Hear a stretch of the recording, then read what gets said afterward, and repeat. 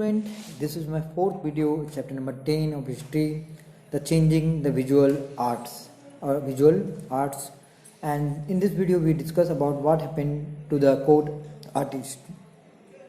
Court artist के बारे में मैं बता दूं कि आखिर कोर्ट आर्टिस्ट क्या है। जो राज दरबार में जो राजा महाराजाओं के यहाँ पे जो आर्टिस्ट हुआ करते थे, जो पेंटिंग बनाते थे या जो मूर्तिकार थे, उन्हें कोर्ट आर्टिस्ट कहा जाता है। ठीक है, तो court artist painter was an artist who painted for the member of the royal और the princely family. Court artist उस तरह के आर्टिस्ट हुआ करते थे जो सिर्फ राजा महाराजाओं का ही पेंटिंग बनाते थे। सम टाइम फिक्स सैलरी उनको मिलता था on an exclusive basis where the artist was not supposed to be undertaken other work। मतलब यहाँ पे ये कहा गया है कि जो काम होगा वो सिर्फ राजा महाराजाओं का ही होगा, वो सिर्फ राज का काम करेंगे जो आर्टिस्ट, और कोई काम नहीं कर सकते हैं। But the court artist might also be a court sculpture. पर कभी काल जो है जो कोर्ट आर्टिस्ट है वो मूर्तिकार भी बन जाते थे, पैसों का अभाव जब उनको होता था।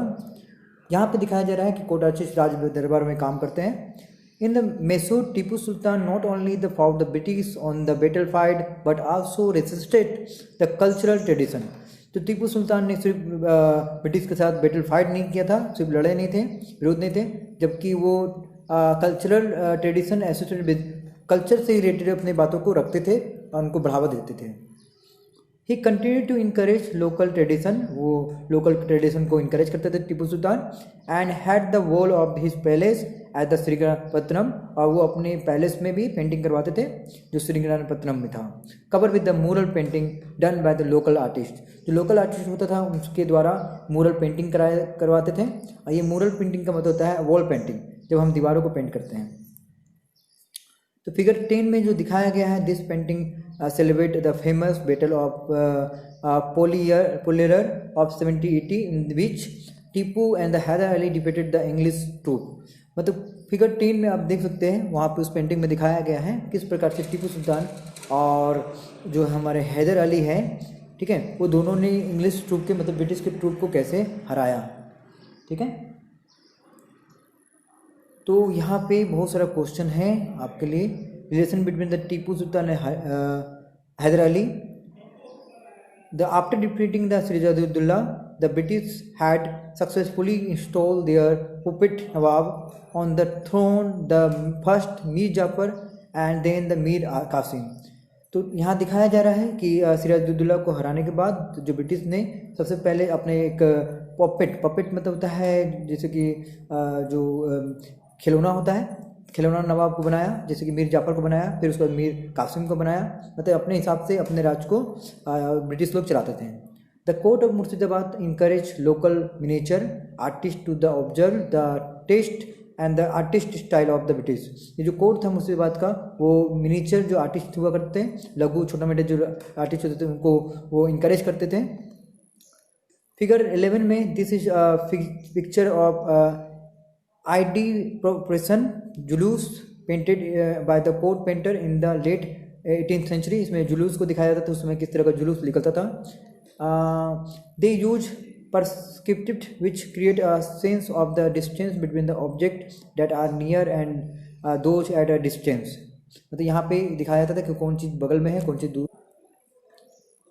They use light and shade to make the figure look like and real. मतलब वो पेंटिंग को इस तरह से बनाते थे ताकि वो पेंटिंग जो है रियल लगे। With the establishment of the British power many of the local court lost their influence and the wealth. बहुत सारे जो लोकल पेंटर थे या आर्टिस्ट जो थे, ब्रिटिश के आने की वजह से उनका जो काम था वो लॉस्ट हो गया। They would no longer support the painters and pay them to the paint for the court. मतलब अब वो ज़्यादा दिन के लिए सैलरी वाइज नहीं रहे, उनको काम से को निकाल दिया गया। British officer who found the world the colonies different from the back home। मतलब वो ब्रिटेन से जो हमारा भारत देश है उसको वो अलग मानता था। wanted to images of the remember their life in India and depict India to the western world। मतलब ब्रिटिश चाहते थे कि हमारा भारत जो है वेस्टर्न वर्ल्ड का जैसा दिखे। So he find the local painter producing a vast number of images of the local plant and the animal, historical building and the monument, festival and the procession and trade and craft, caste and communities। तो इसीलिए यहाँ पे जो local painter था वो produce करने लगे vast number of, तो वो काम को छोड़कर जब वो कोर्ट के काम से निकल गए, राज के काम से निकल गए, तो वो लोग जो है प्लांट का, एनिमल का पेंटिंग, मोनामेंट का, फेस्टिवल का पेंटिंग करने लगे। This pictures eagerly collected by the East India Company. East India Company ने इसको बहुत उत्सुकता के साथ उसको कलेक्ट कर लिया, and official and came to known as company painting, और सभी को कंपनी पेंटिंग का नाम दे दिया। जितने भी आर्टिस्ट ने पेंटिंग बनाया था सबको वो कलेक्ट करके कंपनी पेंटिंग का नाम पे दिखा दिया। ठीक है, so in the next video we discuss about the new popular Indian art. So this video is completed. Thank you.